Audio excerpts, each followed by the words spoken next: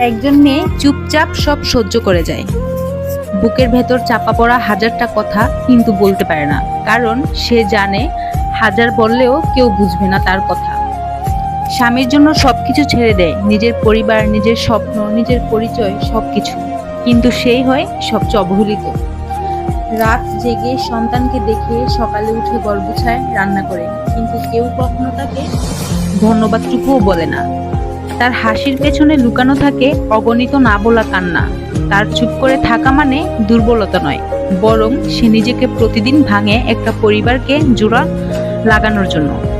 সে নামি দামি কিছু চায় না, একটা নারী চায় একটু তাকে বুঝতে শিখুক, একটু অনুভব করুক তাকে, তার কষ্টগুলোকে।